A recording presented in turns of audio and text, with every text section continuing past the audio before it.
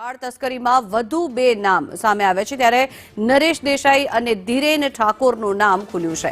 Naresh Desai bogus doctor તરીકે કામ કરતો હતો અને ધીરેન ઠાકોર પહેલા ખાનગી હોસ્પિટલમાં કામ કરતો હતો। આ બંને આરોપીઓની અટકાયત કરી સમગ્ર મામલે વધુ તપાસ શરૂ કરી દેવામાં આવી છે। ઝડપાયેલા આરોપીઓની પૂછપરછમાં આ નામ સામે આવ્યા, જેમની સામે કાયદેસરની કાર્યવાહી હાથ ધરવામાં આવશે। બાળ તસ્કરીમાં જે વધુ બે નામ સામે આવ્યા છે, છેલ્લા ઘણા દિવસોથી આ બાળ તસ્કરીની એક બાદ એક બાબતો સામે આવી રહી છે ત્યારે નરેશ દેસાઈ અને ધીરેન ઠાકોરનું નામ પણ સામે આવ્યું છે। પહેલા જે આરોપીઓ ઝડપાયા હતા તેમની પૂછપરછ કરવામાં આવી અને આ પૂછપરછમાં અન્ય પણ કેટલાક નામ સામે આવ્યા છે, જેમની સામે કાયદેસરની કાર્યવાહી હાથ ધરવામાં આવી રહી છે। આ બંને આરોપીની ધરપકડ કરાઈ છે।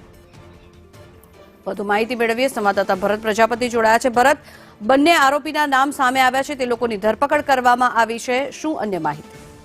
ચોક્કસથી જંગલના પાટણમાં જે રીતે ચકચારી બાળ તસ્કરીનો કેસ છે એની અંદર એક બાદ એક અવારનવાર ચોંકાવનારા ખુલાસાઓ થઈ રહ્યા છે। પાટણ, બનાસકાંઠા બાદ હવે કચ્છના આડેસર સુધી આ બાળ તસ્કરીનો રેલો પહોંચ્યો છે અને એની અંદર જે રીતે પ્રથમ બાળ તસ્કરીની અંદર સુરેશ ઠાકોર, શિલ્પા ઠાકોર તેમજ રૂપસંગજી ઠાકોરની પોલીસ દ્વારા અટકાયત કરવામાં આવી હતી। આ ત્રણેય જણા જે અત્યારે છે 4 દિવસના રિમાન્ડ ઉપર છે। આજે ફરી એક વખત આ ત્રણેયની સઘન પૂછપરછ કરતા તેઓ પોલીસ તપાસની અંદર નરેશ દેસાઈ તેમજ ધીરેન ઠાકોરનું નામ ખુલવા પામ્યું છે। આ બંને જણા શખ્સો છે તે નરેશ દેસાઈ જે છે તે આડેસરની અંદર ખાનગી હોસ્પિટલમાં દવાખાની અંદર કામ કરતો હતો। એ જ રીતે જે ધીરેન ઠાકોર છે તે પણ ખાનગી હોસ્પિટલમાં બોગસ ડોક્ટર તરીકે ફરજ બજાવે। એટલે કહી શકાય કે સમગ્ર જે આ રેકેટ છે બાળ તસ્કરીની અંદર એક બાદ એક જે પણ નામ ખુલી રહ્યા છે તે ક્યાંક ને ક્યાંક ડોક્ટરની લાઇનની અંદર જોડાયેલા શખ્સો જોડાઈ રહ્યા છે। એટલે કહી શકાય કે જે રીતે બાળ તસ્કરીની અંદર એક બાદ એક ડોક્ટરોના નામ ખુલી રહ્યા છે તેની અંદર ચોંકાવનારી હકીકતો સામે આવી છે। હાલ જે બંનેની